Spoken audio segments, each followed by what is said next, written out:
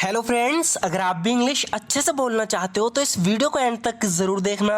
आपको बहुत कुछ सीखने को मिलेगा। सो फ्रेंड्स, बिना किसी देरी के शुरू करते हैं आज की वीडियो और देखते हैं आज का अपना पहला सेंटेंस।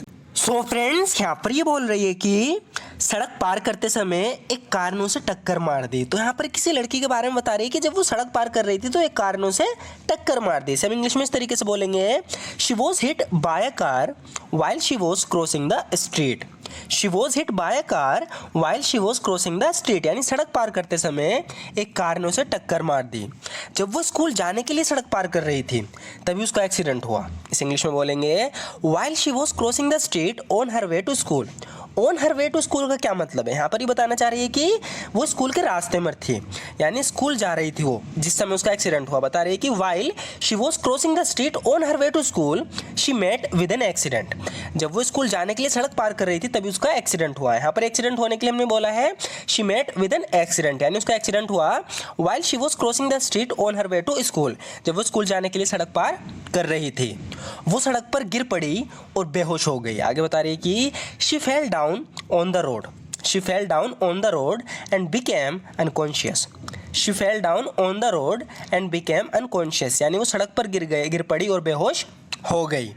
जल्द ही उसके चारों ओर भीड़ जमा हो गई। इस तरीके से जब भी हम बताते हैं किसी को, जैसे कि यहाँ पर ही कह रही है कि जल्द ही उसके चारों ओर भीड़ जमा हो गई, इसे इंग्लिश में इस तरीके से बोलेंगे, a crowd soon gathered round her. A crowd soon gathered round her, यानी जल्द ही उसके चारों ओर भीड़ जमा हो गई। A crowd soon gathered round her. उसे गंभीर हालत में अस्पताल ले जाया गया। आगे बता रही है कि she was taken to the hospital in a serious condition. She was taken to the hospital in a serious condition, यानी उसे गंभीर हालत में अस्पताल ले जाया गया। She was taken to a hospital in a serious condition.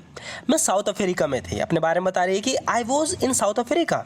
I was in South Africa, यानी मैं साउथ अफ्रीका में थी जब मैंने एक्सीडेंट के बारे में सुना। When I heard about the accident. When I heard about the accident, जब मैंने एक्सीडेंट के बारे में सुना। When I heard about the accident I was in South Africa, मैं साउथ अफ्रीका में थी। जैसे मैंने खबर सुनी मैंने पहली फ्लाइट पकड़ी। बता रही है कि when I heard the news I took the first flight. When I heard the news, I took the first flight, यानी जैसे ही मैंने खबर सुनी मैंने पहली फ्लाइट पकड़ी। When I heard the news, I took the first flight. मैं रात को 11 बजे प्लेन से उतरी। बता रही है कि I got off the plane. Plane से उतरने के लिए हम get off का यूज़ करेंगे, इसलिए यहाँ पर बता रही है कि I got off the plane at 11 PM. I got off the plane at 11 PM, यानी मैं रात को 11 बजे प्लेन से उतरी। मेरी लड़की ने मुझे पिकअप किया, यानी जैसे मैं प्लेन से उतरी एयरपोर्ट पाई तो मेरी लड़की मुझे लेने आ गई, यानी उसने मुझे पिकअप किया। ऐसे इंग्लिश में बोलेंगे, my daughter picked me up.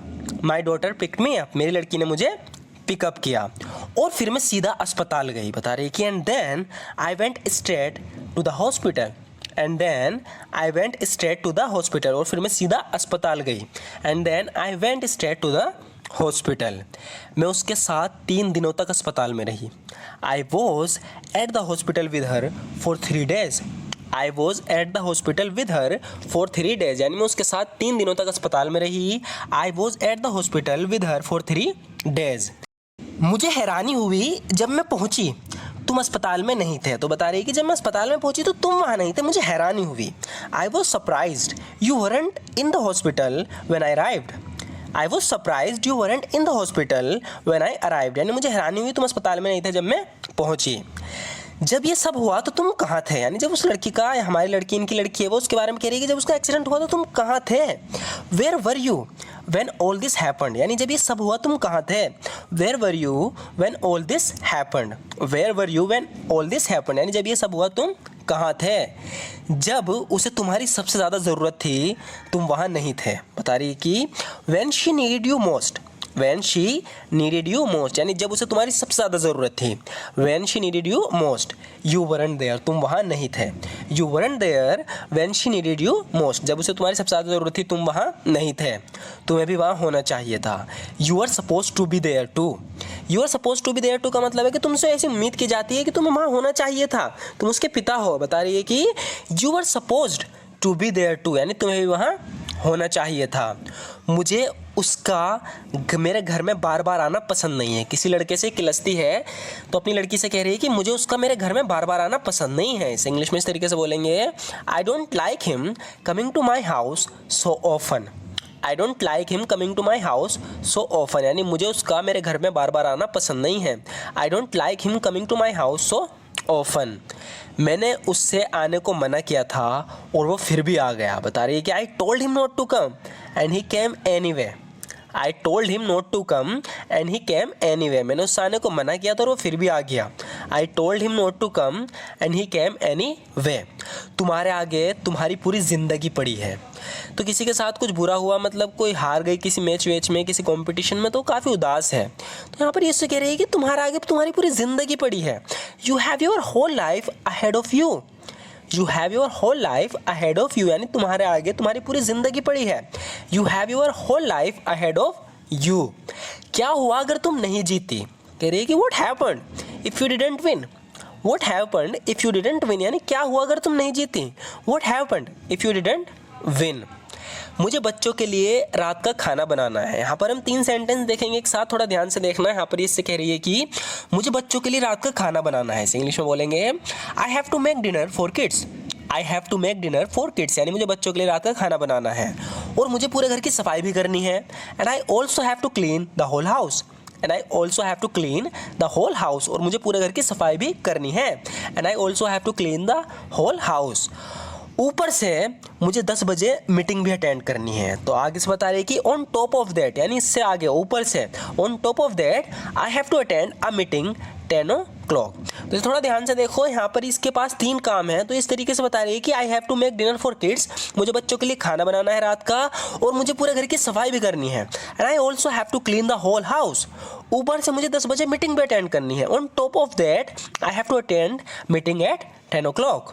यहाँ सिर्फ उन्हीं की इज्जत होती है जिनके पास पैसा होता है। यहाँ पर एक किससे बता रहा है कि only those who have money are respected here. Only those who have money are respected there, यानी यहाँ सिर्फ उन्हीं की इज्जत होती है जिनके पास पैसा होता है। Only those who have money are respected there here. तमाम कोशिश के बाद भी मैं फेल हो गई। यहाँ पर ये लड़की बता रही है कि after all my effort, after all my efforts, यानी तमाम कोशिशों के बाद, तमाम एफर्ट्स के बाद, आई फेल्ड, मैं फेल हो गई। ये कदम उठाने से पहले सोच लो। यहाँ पर ये लड़का कुछ करने जा रहा है तो ये उसका दोस्त कह रहा है कि think before taking this step. Think before taking this step, यानी ये कदम उठाने से पहले सोच लो। Think before taking this step. So friends, आज की वीडियो में बस इतना ही। और लास्ट के जो 4 से 5 सेंटेंसेस थे हमने अपनी पुरानी वीडियो के रिपीट किए हैं, ताकि जो हम पहले पढ़ चुके हैं उनकी प्रैक्टिस होती रहे, आप उन्हें ना भूलो। क्योंकि अगर कोई भी सेंटेंस होता है, कोई भी, क्या वो कितना भी हार्ड क्यों ना हो, अगर वो हमारे सामने बार बार रिपीट हो रहा है, यूज़ हो रहा है ना, तो उसे हम बहुत ईजिली बोल पाते हैं और उसके जैसे और भी सेंटेंस हम आसानी से बना लेते हैं। ये फ़ायदा होता है प्रैक्टिस करने का। तो फ्रेंड्स, अगर आप भी इसी तरीके से रेगुलर प्रैक्टिस करना चाहते हो, अपनी इंग्लिश को इंप्रूव करना चाहते हो, तो हमारे चैनल को जरूर सब्सक्राइब कर लेना। वीडियो अच्छी लगे तो लाइक ज़रूर कर देना। And thank you so much for watching this video friends.